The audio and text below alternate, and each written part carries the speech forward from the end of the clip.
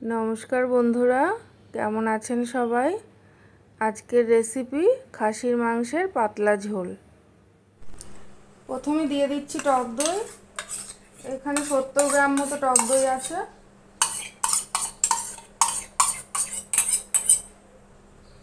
দিয়ে দিচ্ছি ছোট চামচের 1 চামচ গোলমরিচের গুঁড়ো। দিয়ে দিচ্ছি ছোট চামচের 1 চামচ জিরে গুঁড়ো। দিয়ে দিচ্ছি লবণ। দিয়ে দিচ্ছি হলুদের গুঁড়ো। এবার একটু দিয়ে দিচ্ছি সরষের তেল। এটা আমি এবার একটু ভালো করে মাখিয়ে নেব। মাংসটা ম্যারিনেট করা হয়ে গেছে। এবার আমি এটা ঢাকা দিয়ে আধ ঘন্টার জন্য রেখে দেব। মিডিয়াম সাইজের 4টে আলু কেটে নিয়েছি। আলুগুলো এরকম 2 টুকরো করে নিয়েছি। কড়া গরম হয়ে গেছে, কড়া সরষের তেল দিয়ে দিচ্ছি।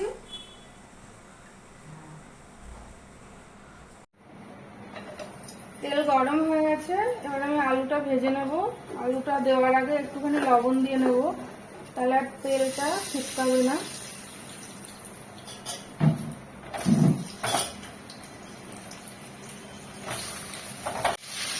আলুগুলো একটু লাল লাল করে ভেজে নেব।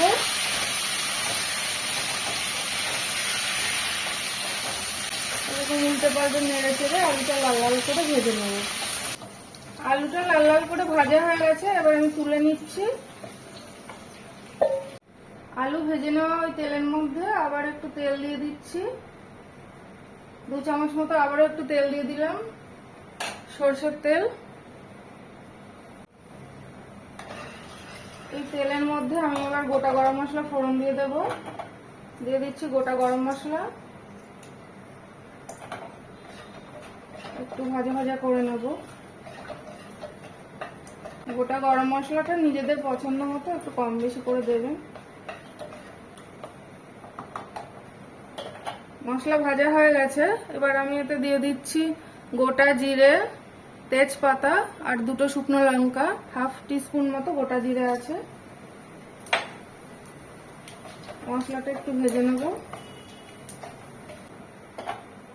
মশলা ভাজা হয়ে গেছে, এবার আমি এতে দিয়ে দিচ্ছি পেঁয়াজ কুচি।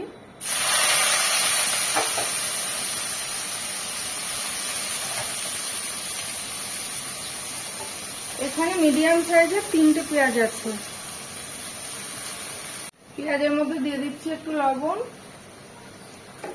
পেঁয়াজটা আমি এবার লাল লাল করে ভেজে নেব। পেঁয়াজটা দিয়ে ভাজা হোক, আমি ততক্ষণে মশলাগুলো মিক্সিতে পেস্ট করে নিই। এখানে আছে ছোট সাইজের একটা পেঁয়াজ, এখানে আছে 2 ইঞ্চি আদা, আর এখানে আছে স্বাদ মতো কাঁচা লঙ্কা, আর এখানে আছে গোটা একটা রসুন। এগুলো আমি মিক্সিতে পেস্ট করে নেব। পেঁয়াজটা লাল লাল করে ভাজা হয়ে গেছে। এবার আমি এর মধ্যে একটু চিনি দিয়ে দিচ্ছি কালারের জন্য। এবার দিয়ে দিচ্ছি টমেটো। এখানে মিডিয়াম সাইজের একটা টমেটো আছে। নেড়ে চেড়ে নেব। এবার দিয়ে দিচ্ছি মিক্সিতে যে মশলাটা করে রেখেছিলাম ওই মশলাটা। জারটা ধুয়ে একটু জল দিয়ে দেবো। মশলা ধোয়া জলটা দিয়ে দিচ্ছি। দিয়ে দিচ্ছি একদম ছোট চামচের 1 চামচ জিরে গুঁড়ো। জিরে গুঁড়ো আমি মাংসটা যখন ম্যারিনেট করেছিলাম তখনও দিয়েছিলাম 1/2 চামচ। দিয়ে দিচ্ছি 1 টিস্পুন ধনে গুঁড়ো। দিয়ে দিচ্ছি কাশ্মীরি লঙ্কার গুঁড়ো, এটা আমি কালারের জন্য দিচ্ছি। এবার দিয়ে দিচ্ছি স্বাদ মতো লবণ। দিচ্ছি হলুদের গুঁড়ো। এবার মশলাটা আমি কিছুক্ষণ কষিয়ে নেব।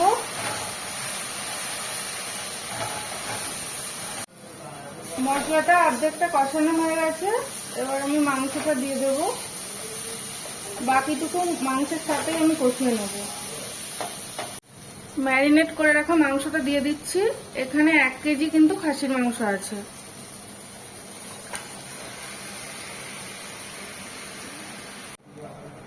মাংসটা এবার খুব ভালো করে কষে নেব মশলার সাথে। মাংসটা কষাতে আমার একটু সময় লাগবে।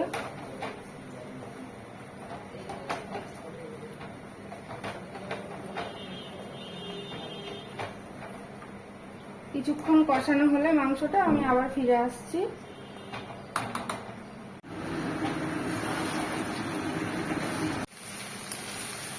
মাংস কষানো হয়ে গেছে। 30 থেকে 35 মিনিট ধরে আমি কিন্তু মাংসটা কষাচ্ছি। মাংসটা মশলার সাথে একদম ভাজা ভাজা হয়ে গেছে। এবার আমি একটু জল দিয়ে দেবো। খাসির মাংস একটু বেশি সময় নিয়ে কষালে মাংস কিন্তু খেতে খুব ভালো হয়। মাংসে আমি এবার গরম জল দিয়ে দিচ্ছি। জলটা একটু বেশি দিতে হবে, মাংসটা সেদ্ধ হবে, একটু বেশিক্ষণ ফুটবে।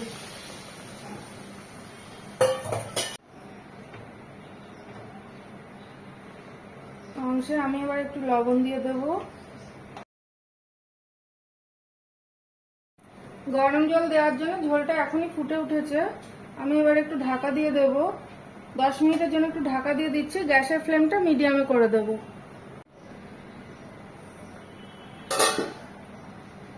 ঝোল ফুটে গেছে, আমি এবার এতে আলু দিয়ে দেবো।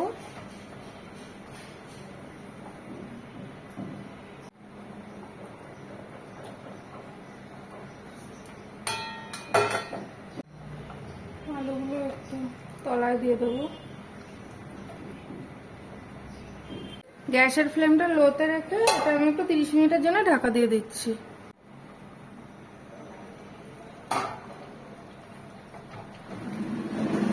মাংস রান্না হয়ে গেছে, মাংস সেদ্ধ হয়ে গেছে। দিয়ে দিচ্ছি চেরা কাঁচা লঙ্কা, দিয়ে দিচ্ছি গরম মশলা,